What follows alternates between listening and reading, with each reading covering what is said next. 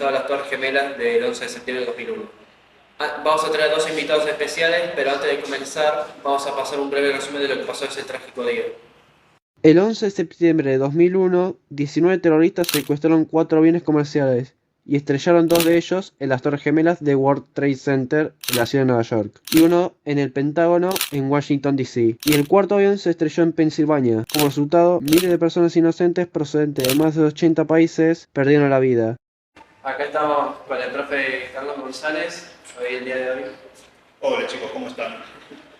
¿Cómo le da, profe José? Muy bien, muy bien, muy lindo. Trabajando mucho, contento. Bueno, vamos a empezar hablando de las Torres Gemelas. ¿Cómo no? ¿Qué estaba haciendo justo en el día que pasó? Yo en ese día, era un día de la tarde, hacía calor. Resulta que había entrado a una farmacia cuando vi en un televisor que estaba muteado el sonido. Lo único que se veía era una de las torres humeando muchísimo. Y abajo, no sé cómo le llaman el teleprompter, la leyenda de abajo, que decía Estados Unidos bajo ataque sin ninguna otra explicación. Entonces, yo al no saber todavía de qué se trataba, pensaba algo remotamente posible, que Rusia los había atacado y que en base a eso había empezado finalmente una guerra entre ellos dos. Todo lo que se temió durante la Guerra Fría finalmente sucedió y bueno, agarrate. Todo lo que podía suceder. ¿Por qué pensaba que eran los rusos? No sabía qué pensar. Y al no saber qué pensar, esa fue la primera posibilidad que se me vino, pero sin demasiado sustento, por lo que te dije recién. ¿Sí? Así que era cuestión de seguir investigando, porque te digo, a ver, habían pasado varias horas y yo no estaba enterado. No tenía celular para estar conectado al momento. No existía en ese momento. Había, pero no con las posibilidades de hoy en día. ¿En qué canal exactamente lo vio? ¿Se acuerda el canal? Crónica TV, Crónica. que se caracteriza por la sangre que sale de la televisión, en las noticias. Usted dice que fue una que marcó la historia de Estados Unidos por ser tan magnitud lo que pasó. Que marcó la historia de Estados Unidos y, Como un antes y después. Y al menos en la historia reciente sí, porque yo creo que marcó todavía más en ellos el papel autocelebrado de ser la policía del mundo, de ser aquellos que exportan la democracia como la única forma de gobierno, sin importar el pueblo que sea destinatario de ese concepto. Sí. Hoy sabemos que por ahí exportar la democracia en Afganistán no fue tan buena idea porque hoy en día Afganistán es un desastre como país, digamos, un estado fallido como lo era antes del 2000 cuando Estados Unidos intervino. ¿Cómo cree que esto afecta a los alumnos de hoy y para los de mañana? Siempre digo que la clave de esto es estar informado, de estar al tanto de lo que sucede y en base a eso sacar tus propias conclusiones. Yo creo que no hay nada más triste y nefasto que alguien sin información y sin saber lo que pasa en el mundo, en la realidad, se deje influir nocivamente por personas que buscan los intereses de ellos. En cambio, si humildemente ustedes proceden, como yo les digo, inmediatamente van a rebatir todos aquellos que piensen que está mal o que tienen un interés perjudicial para ellos. ¿Sí? La clave es la información y estar al tanto de todo. ¿Cuántos años tenía cuando pasó todo esto? En el 2001, 29 años y no tenía caras. Usted dice que es muy importante para todo esto siempre aprender para que estemos listos de todo. Es importante aprender, a ver, lo que siempre digo y seguramente ustedes me habrán escuchado en su momento, la historia para que, a ver, está el famoso cliché de decir no repetir los errores del pasado o aprender de los errores del pasado para no cometerlos en el futuro. Yo creo que eso hace más también a la madurez que pueda tener un país como tal en crecer en ese sentido y precisamente eso, ¿sí? Ser un consciente de su pasado para proyectar el futuro y un futuro mejor que queremos todos. Todos queremos un futuro mejor para el país y por ende para nosotros. Bueno, siempre se preserva todo. Digamos que sí. Muchas gracias por la entrevista. Bueno, gracias a ustedes. Bueno, acá estamos con Andrea, mi mamá. Hola, hola a todos. ¿Qué edad tenías cuando pasó el atentado? Cuando pasó el atentado fue en el año 2001, tenía 30 años pero no vivía todavía en Nueva York. Yo llego a Nueva York en febrero del 2002, Sí. cuando todavía estaba en plena conmoción, todavía en Nueva York habían pasado 5 meses, pero había muchos carteles de gente que había desaparecido y no la habían encontrado, de la gente que murió, y un cráter gigante en donde estaban las Torres Gemelas, un cráter de 7 pisos, se veían las cocheras, porque como que explotó todo, pero una parte de la estructura del edificio se veía, así que eran 7 pisos de cochera que veías, y veías todo ese pozo que sabías que ahí había muerto mucha gente, así que era triste verlo, pero sí, dentro de ese pozo después al año y medio se hizo como una estación de subte que comunicaba con New Jersey, y ahí esperabas el subte en el medio de ese pozo, así que era medio terrorífico. Pero mucha gente a las inmediaciones colgando banderas, fotos de la gente que había perdido, de sus familiares. Había una iglesia que milagrosamente esa iglesia no se derrumbó, se derrumbaron varios edificios alrededor de las Torres Gemelas, pero esa iglesia no se derrumbó, y en esa iglesia hay unas como unas rejas, y todas esas rejas llenas de banderas y flores y fotos. Era muy conmovedor.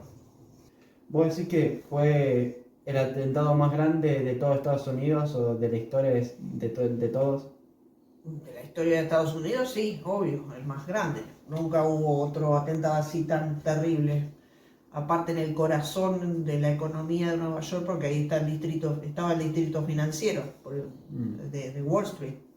Se llamaba, las torres estaban en el World Trade Center, que es el edificio de muchas oficinas de la bolsa, muchas oficinas que tenían empresas como Morgan Stanley, empresas gigantes que manejan carteras de clientes, de economía, de la bolsa, bancos.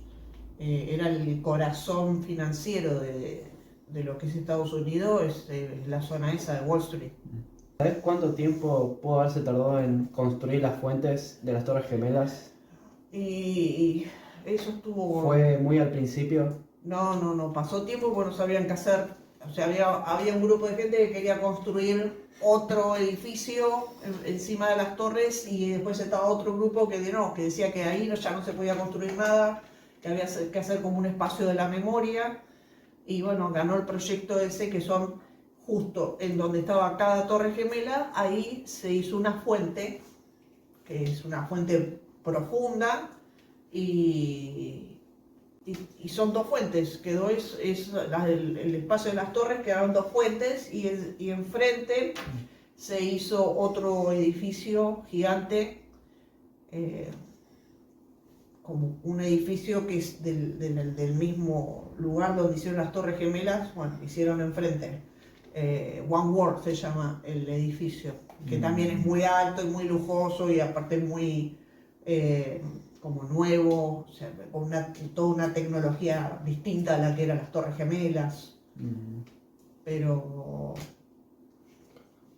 sí, después también tenés cosas, no sé, por ejemplo, en las Torres Gemelas en el medio había como toda una estatua ahí, una escultura con un mundo toda de bronce, y eso lo agarró, cuando se destruyeron las torres, cayó ahí, se quedó todo abollado, y eso vas a otro lugar y está el mundo esa escultura la tenés, a pesar de que está abollada y todo, la tienen en otra plaza como un recordatorio de lo que pasó. Que se abolló pero sobrevivió. Es un mundo gigante por el tema de todo lo que es Wall Street, de lo que es la economía, y eso sí sobrevivió. Lo mismo que la iglesia. Cuando pasó el atentado, ¿en dónde lo viste y qué estabas haciendo justo? Yo trabajaba en una empresa acá en Microcentro que se llamaba Comsat, que es una empresa americana, Y justo estaba trabajando ahí cuando había un televisor y ahí empezamos a ver, mirá, justo se veía ya, en esa época también ya se veían cosas en directo, así que se veía de que cuando un avión entró a una de las torres y que después pasó un rato y entró la otra torre, el otro avión, fue algo increíble, no se podía creer. Yo tengo una amiga que trabajaba ahí, que por suerte se salvó, pero ella cuenta de que el día que llega justo al trabajo, se había olvidado el ID. El ID es la identificación que tenés que tener para entrar a la torre. Entonces estaba esperando que le hicieran un nuevo ID, una nueva identificación. Y ahí escucha en la torre de al lado que explotan todos los vidrios y ella no entendía nada de qué estaba pasando. Lo único que hizo fue salir corriendo. Ella trabajaba en el piso 73, en Morgan Stanley. Ella es contadora, mi amiga Mónica.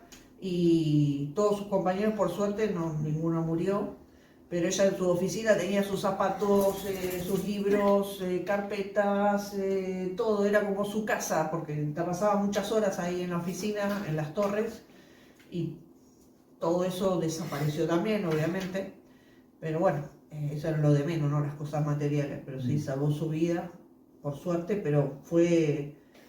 aparte, después de un rato que cae la torre, empieza a ver toda una polvadera increíble, mucha gente intoxicada con el polvo, corriendo despavorida para alejarse de esa zona.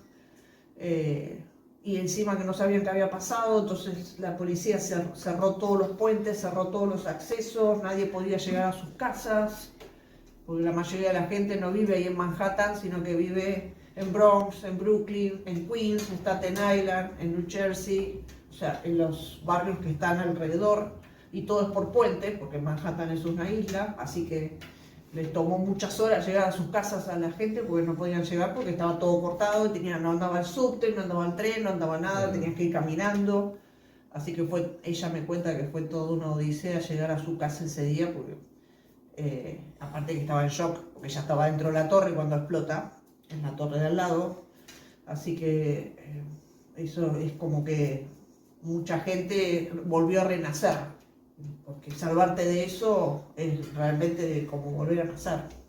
La gente tenía miedo en esos días de que volviera a pasar algo parecido, como un segundo ataque o algo. Sí, el mismo gobierno, yo vivía ahí, siempre estaban, todos los días te levantabas a la mañana y decían, hoy es alerta amarilla, hoy alerta naranja, hoy hay alerta roja, y todos los días tenías que ver qué alerta había, porque por años estuvieron con el tema este de que tenían miedo de que le hicieran explotar alguna otra cosa, así que algún atentado, pero sí, todos los días tenías la alerta del día para ver que si era seguro o no era seguro.